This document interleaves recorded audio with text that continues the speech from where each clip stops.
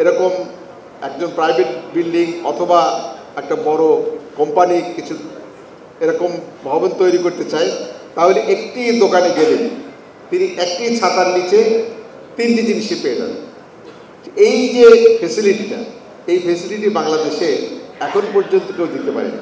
সেদিক থেকে আমি মনে করব নাসির ফ্লোট গ্লাস পায়োনিয়ার এবং নাসির অ্যালুমিনিয়াম যেটা আসছে, এটা নাসির গ্লাস যেরকম সেরা, নাসির গ্লাস যেরকম লাল রঙে আমাদেরকে সবাইকে রাঙিয়ে দিয়েছে, নাসির অ্যালুমিনিয়াম ঠিক একইভাবে আমাদেরকে লাল রঙে রাঙিয়ে দেবে সবাইকে।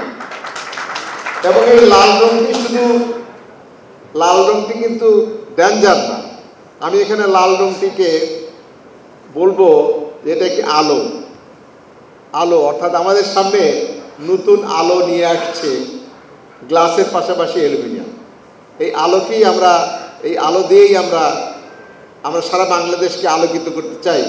গ্লাস অ্যালুমিনিয়ামকে একত্রিত করে সুন্দর একটি পরিবারে রূপান্তরিত করে আমরা সমন্বিত করতে চাই আমাদের নির্মাণ কাজে, যাতে যেটা আমাদের একজন বিখ্যাত আর্কিটেক্ট বলে গেলেন যে আমাদের যারা ভবন নির্মাণ করেন তাদের মধ্যে আমরা ছড়িয়ে দিতে চাই যে গ্লাস অ্যালুমিনিয়াম এক ছাদের নিচে পাওয়া যাবে এবং এখান থেকে নিলে আমরা উন্নতি করতে পারবো সব কিছু।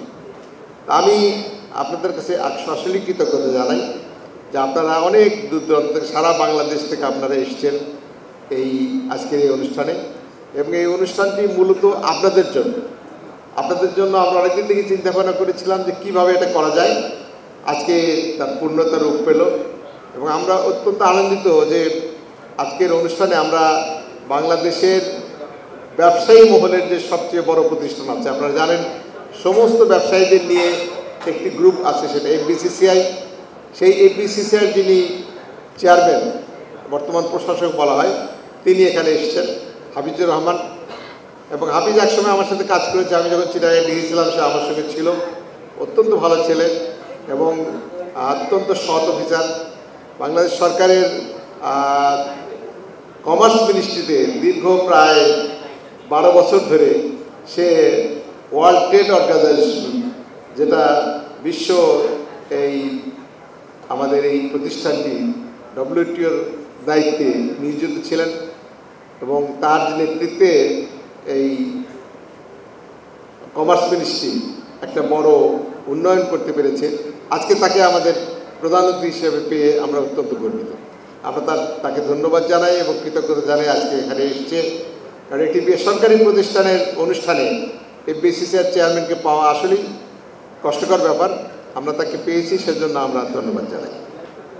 আমি আপনাদের সকলকেই একটি বিষয়ে আবেদন জানাবো যে সামনে যেন আমাদের এই যে আজকে যে লঞ্চিংটা হচ্ছে, এটার সুফল যেন আমরা অতি তাড়াতাড়ি গ্লাস এবং সিনটেক্স বিক্রির ক্ষেত্রে রেকর্ড করতে পারেন এবং সেই রেকর্ড যেন আমাদের একটা দৃশ্যমান হয় যে আমরা সত্যিই একটা সমন্বিত প্রচেষ্টার মাধ্যমে আমরা বাংলাদেশকে একটা নতুন বিষয় উপহার দিতে পেরেছি, যে আমাদের উন্নয়নের একটা বড় ধরনের সমন্বয় যাতে ঘটে সে ব্যাপারে আপনাদের সহযোগিতা চাই।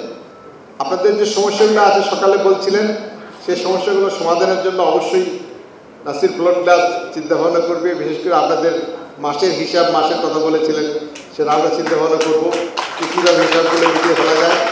অন্যান্য যে সমস্যাগুলো আছে সেগুলো আমরা চেষ্টা করব। অবশ্যই আপনাদের কাছে যেটা চাইবো সেটা হলো আমাদের সেলসের ব্যাপারে কোনো আপোষ নাই। আমরা চাইব যে গ্লাস এবং অ্যালুমিনিয়াম একসাথে চলবে বিক্রি, এবং এটা ঝড়ের গতিতে চলবে। 1 বছরের জিনিস আমরা 6 মাসের মধ্যে বিক্রি করে শেষ করে দেব। এটাই হবে আমাদের সামনে সবচেয়ে বড় প্রত্যয়, এবং এই প্রত্যয় নিয়ে আমরা আজকে শুরু করতে চাই আমাদের যাত্রা। ধন্যবাদ সবাই।